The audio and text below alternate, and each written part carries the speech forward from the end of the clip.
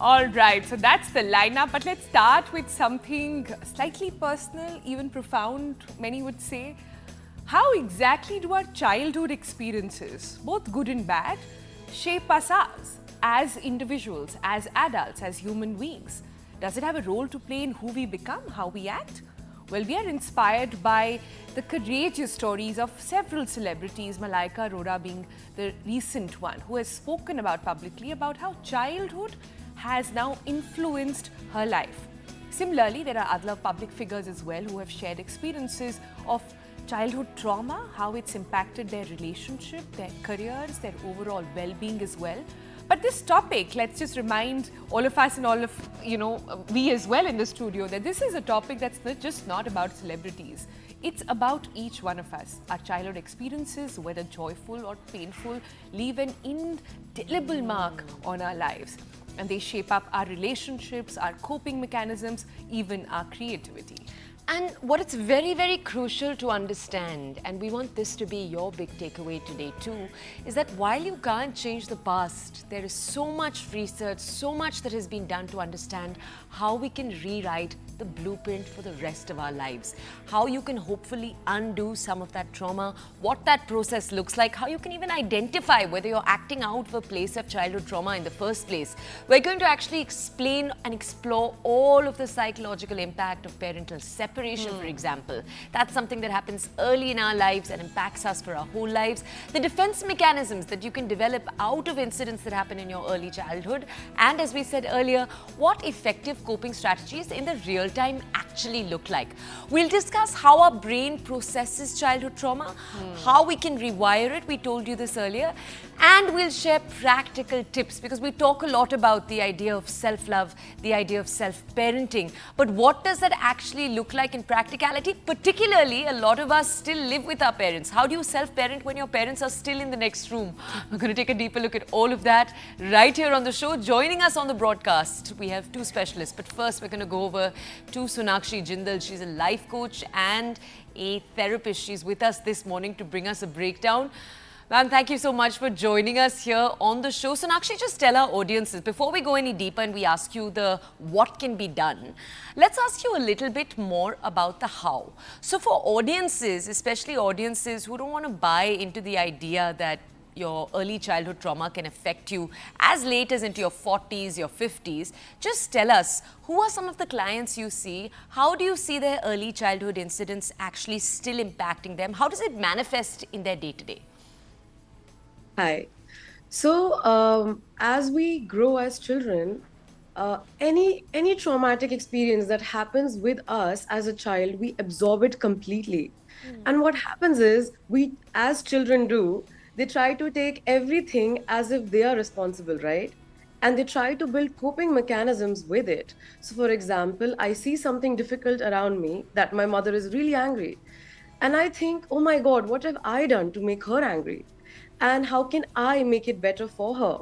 So I become a pleaser. I'm always on my toes, trying to pay attention to what can go wrong and how can I make someone angry. So I'll be very mindful about my behavior as a child. And so as an adult, it becomes an excessive amount. So I become a people pleaser. I can also show up as a doormat to other people, or as a positive outcome of it, I can become very empathetic. That, how is someone else feeling and how can I be present to them? How can I be available to them? How can I make it better for them? So it's very person to person how they take it. But just as a child, whatever difficult experience that you have, you build your behavior and your mind around it. So your entire personality today is really all about what your childhood was. And it is scientifically perfectly proven. All right, no pressure on parents then who have toddlers at home. I'm clearly talking about people like me. But Sonakshi, I want to understand this. Is there a particular age bracket that has most impact on experiences? Are we looking at early years, say 0 to 5, or are we looking at teen age that leaves a lasting impression in your mind? So in terms of programming, really, whatever energy you're taking, what is going to be your emotional experience is decided from your womb till the age of 5. From your which womb, is wow. truly very early, yes. And in terms of programming and self-development, It's 7 to 14. So it's actually very early that you learn who you are and you build a personality. Anything and everything post that is just development over that personality. So, for example, you have a belief that I can never be enough or I can never do enough. Everything post 14 is just going to prove to you how you're not enough. You really do not build new belief system post 14. Very interesting. Okay, can we ask you this question also, Sonakshi? We just want to understand. Therapy now is, a concept that's entered into the mainstream. And we know that a very large part of therapy is A, discovering what your childhood issues are, what the trauma that, has come from those childhood issues is. And then a large part of it is dealing with that trauma and figuring out different coping mechanisms. I just want to ask you though, Sonakshi, there are a lot of people who still have hesitancy to going to therapy in the first place. For those people who might be watching right now, what are ways that you can actually see within yourself first signs of a need to go to therapy, a need to deal with your childhood trauma and that? What does that look like in the everyday? So, in everyday, I think for everyone, as human beings, what do we really want? We want to be happy, right? Are you happy? Do you love That's every minute as of the simple. day? It's as simple as that. Are you happy today? Are you grateful for your body, for the weather, for your parents or your family, for the food that you're eating? Are you enjoying it? Are you enjoying having conversations with your family or sitting with them? Do you feel comfortable sitting alone without any media, without entertainment? Can you sit with yourself? Can you go on a walk by yourself? Can you take initiative for your own life without someone telling you what is right and wrong? Can you just be happy in yourself and take charge? If not, there is something very wrong.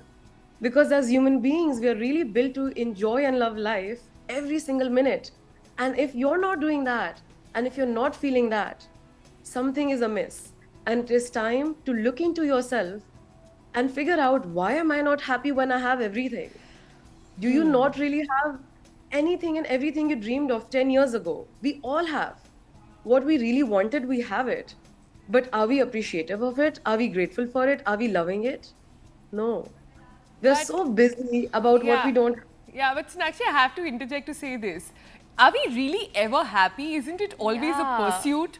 Isn't it always sort of a goal that you walk towards and it's just the journey that counts? But that's a topic for another day maybe. I want to go back to understanding this. When you say 7 to 14 are the years where maximum brain character, if I can call it that, is developing, right?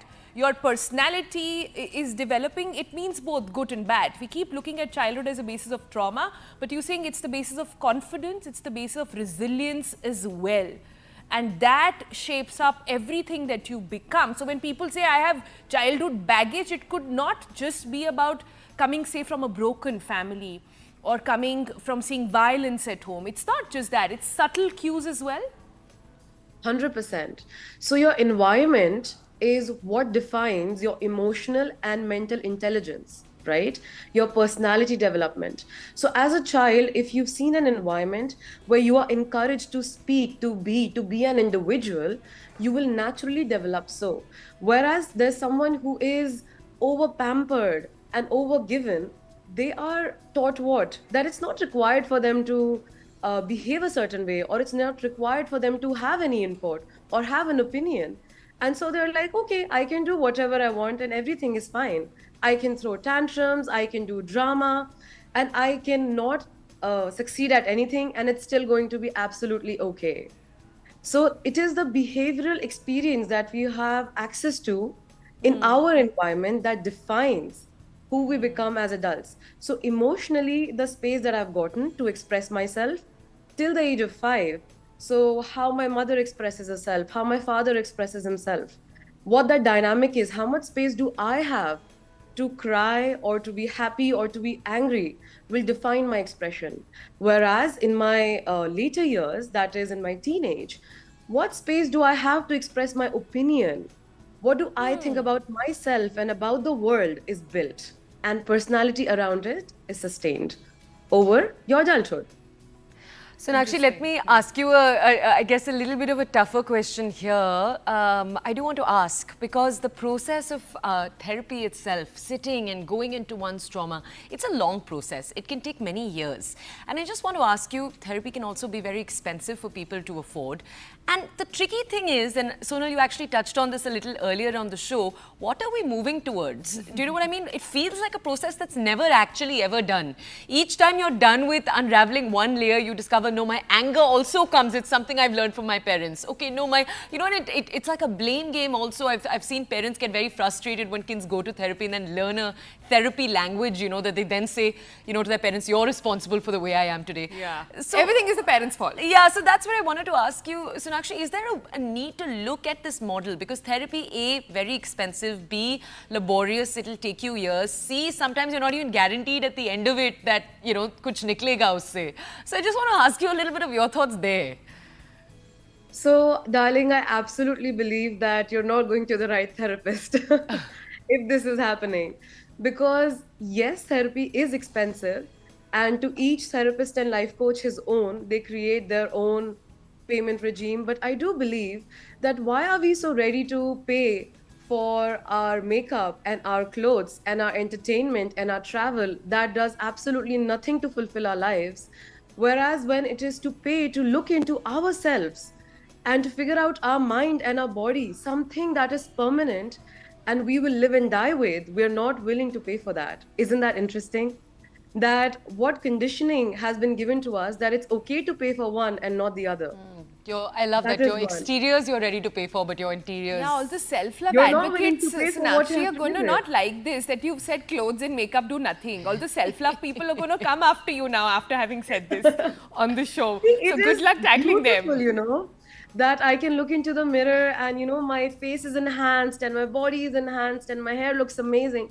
It's a great way to admire yourself, but you cannot love your beauty. You love who you are, you love your mind and you love your heart, and you love who you are as a human being. It is, you can admire beauty, but love is really something much more deeper. And so it is important to work on who you are. And if there is another human being who can help you enter your mind and reprogram it and make it into a belief system that you want to live with, isn't Yeah. that wonderful? Isn't that something you would love to pay for? And yes, secondly, you will, it is an endless process. Till the day you die, you can always work on yourself. The way anything on this planet you can make better till your last minute, right? And it is a wonderful, beautiful journey that truly is endless. But the deeper you go, the more vibrant you become, the more loving you become, and the more wholesome your life experience becomes. And truly, that's what this journey is for, that you can be more you and more joyful every single day and make it brighter. So Right. that's a wonderful choice to make. I think And my also takeaway. one more point. Sorry. Yeah. Yeah, sorry, Sonakshi, sorry, we're running out of time, so we've got to wrap this up very quickly. But I think the takeaway from what you've said here is this, that yes, everything that happens in your childhood shapes up who you become later, but that also means that there are ways to actually reprogram your mind. And I think that's a good in for our next guest as well. Joining us is Kumaar Bargrodia. He's called India's brain enhancer, quite interestingly. He's the founder of Neuroleap, India's leading applied neuroscience company. And they sort of help us understand and enhance our subconscious brain with personalized neurotechnology-based solutions. He's also the founder of Arkni Photo BioLife, a therapeutic wearable device for systemic heal and wellness.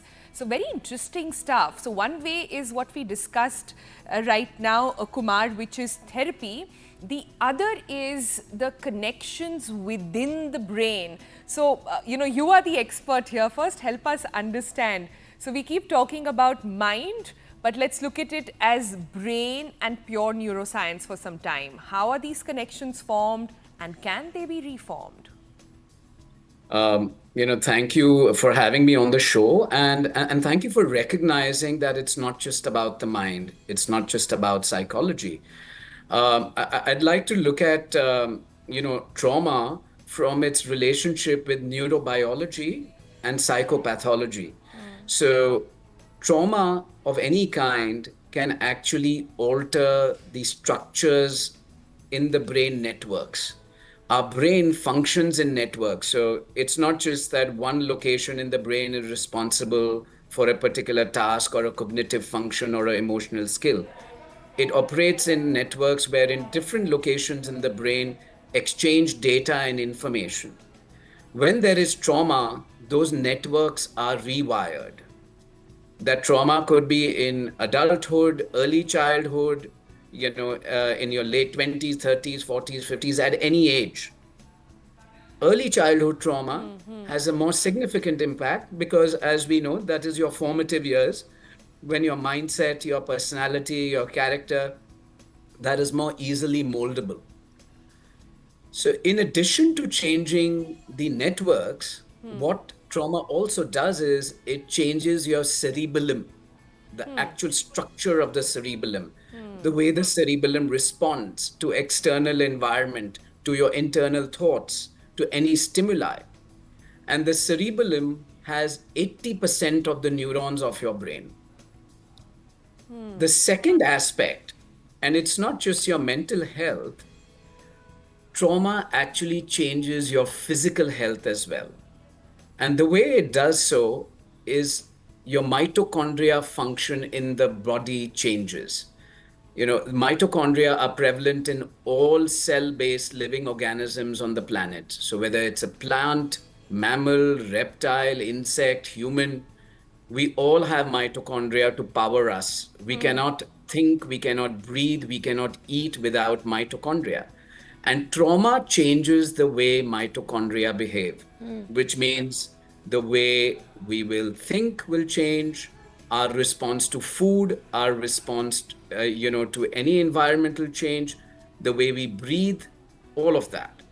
So there is a huge neurobiological and psychopathological response of the body to any trauma. So, Kumar, I want to ask you, before we talk a little bit about Neuroleap, I want to ask you a slightly related question. So, Sure. we know that almost the name of the game here is neuroplasticity, right? The idea that your brain can keep changing, keep growing, even though patterns are created. If you keep a brain of a certain kind, and we're going to talk about that in a second, you can actually still ensure change. And that's why, Kumar, I want to come to you and ask you, before we talk a little bit about the science and the technology you are working on, tell our audiences a little bit about the science and the technology and the research that already exists. So what am I asking? Techniques like, for example, meditation that will lead to neuroplasticity, elasticity in your brain that we already know exist in the public domain. Tell us about that first.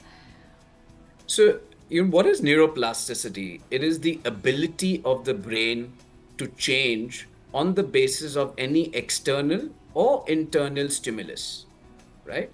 So, external stimuli could be sunlight, it could be friends, it could be exercise, it could be the news we consume, the content we read, the books we read, the people we associate with. And the internal stimuli are those hardwired subconscious thoughts, the mindset, the patterns which already exist. So there's always this constant tussle when a person is trying to change from within. There's always a constant tussle because your existing subconscious patterns want to keep drawing you back onto that same track. And you have to keep pushing out of your comfort zone to come out of it. Now, meditation is a great tool to help with neuroplasticity, and not just neuroplasticity, with anxiety, with depression, with any kind of trauma. Meditation is a fantastic tool, but it's not for everyone. There is a lot of research, not just anecdotal, but empirical as well, that meditation in certain instances can actually be detrimental. Oh, wow. But let's not go there. But for the most purpose, meditation is a great tool. You can also do yoga, anything which helps the mind, body, and brain to come in sync, the mind-body connect. And all of these activities, playing a racket sport is fantastic. Learning how to play a musical instrument is great to rewire your brain. Learning a new sport is great to rewire your brain. Learning a new language. Yeah. So all of these are things which don't require therapy in the, common sort of parlance, but these are of therapeutic value to your brain, right? one should also realize that a lot of the neuroplasticity depends on your biology. So, your own nutrition, your exercise level, how much of sunlight are you getting? How much of oxygenation are you getting? Because the brain consumes energy 24/7. Even when it's sleeping, the brain is consuming energy. So, if your brain is energy deficient, if it's not getting the right kind of ATP, adenosine triphosphate, if the mitochondria in the brain are not functioning well, there will be no way you can use neuroplasticity to your advantage. It will only be a degrading neuroplasticity. You will not be able to improve things if the biology is not sorted. Okay, okay. But Kumar, let's simplify things a little bit. So what you're essentially saying is that there are traditional tools. That means there is a traditional way to go about sort of rewiring your brain. What we've established Absolutely. so let's look at step by step. We established that there is a connection between who you are and your experiences that you face as a child becomes who you are as an individual. But that's not the end at all. It can be rewired. Ways to rewire it is yoga. And then there is what you do, which is making use of tools to rewire your brain. Is there a better way to sort of understand that? Can you tell us how this works? There is some LED involved here and I'm too scared to ask anymore. So there are two things we use. One is a service which is Neuroleap, where we use sensors to understand your subconscious brainwave patterns. So we only read your brain waves. We are not doing anything. There is no electric current going in, no magnetic waves, nothing of that sort. And we are reading data and inferring right down from your cerebellum, right? Which earlier we used to call the little brain or the mini brain, but that actually has 80% of your neurons. And that is the emotional center of the brain. Yeah. It looks at emotional regulation, your appetite control, mood control, all of that. And we are the only company in the country which is able to understand data from the cerebellum. Most other technologies are only calculating from the cerebrum, which is the 20% of the neurons.